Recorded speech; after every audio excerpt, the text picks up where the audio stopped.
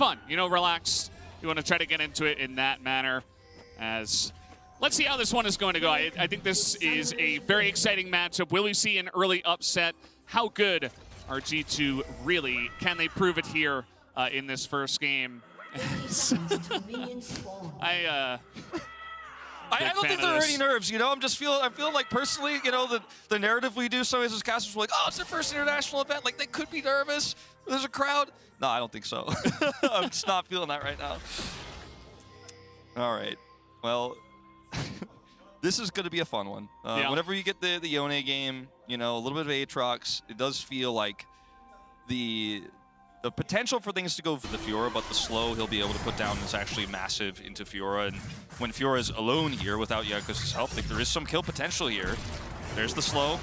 Yeah, he'll just dash away, and actually just going to repost that one. So Broken Blade, I believe, took about negative damage from that trade, and now he's going in on BioPanther.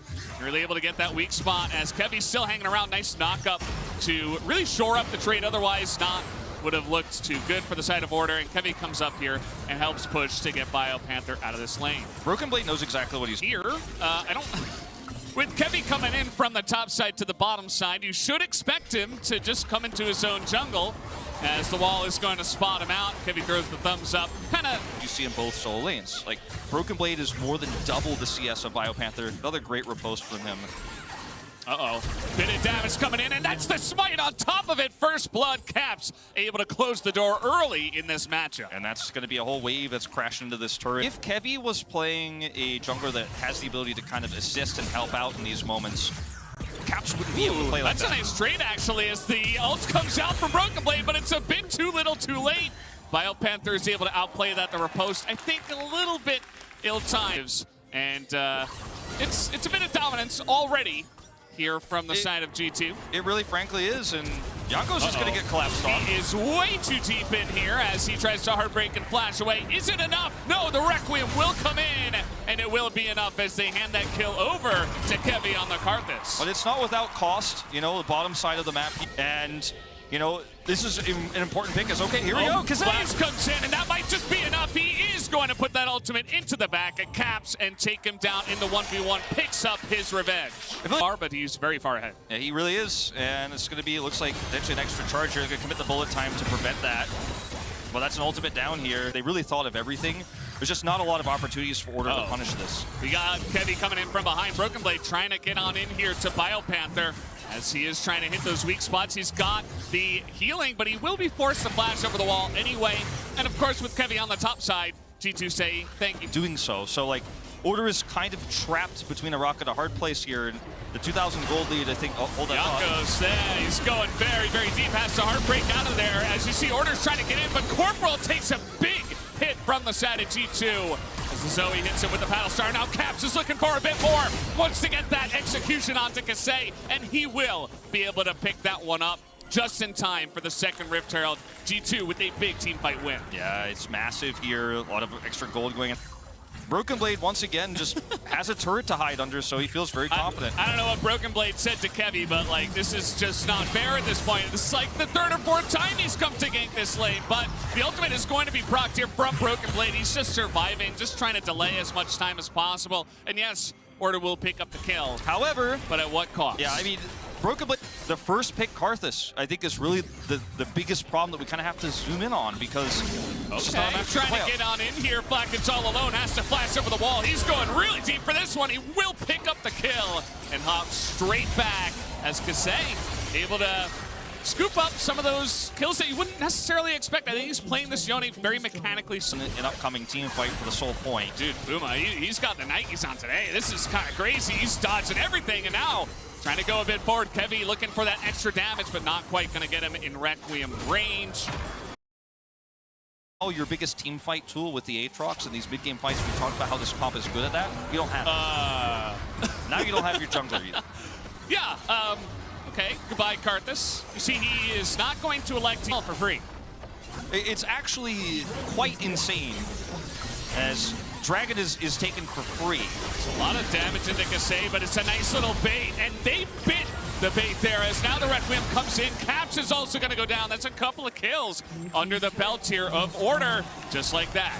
It's extremely greedy from G2 to push that far into all the CC and the setup kills later on. But because they're the ones who are facing Soul Point, they're on a big clock right now, and the time is ticking down very fast.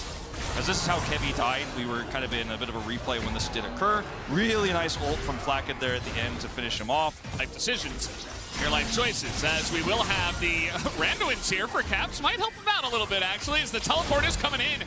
Say takes a lot of damage. Does go and proc that shield bow. Here comes Broken Blade. Will he actually dive the turret? Looks like the answer is to do with this composition, as now they're looking to pull the trigger. Here comes the wobble combo. Targamas is just going to get 100 to 0'd.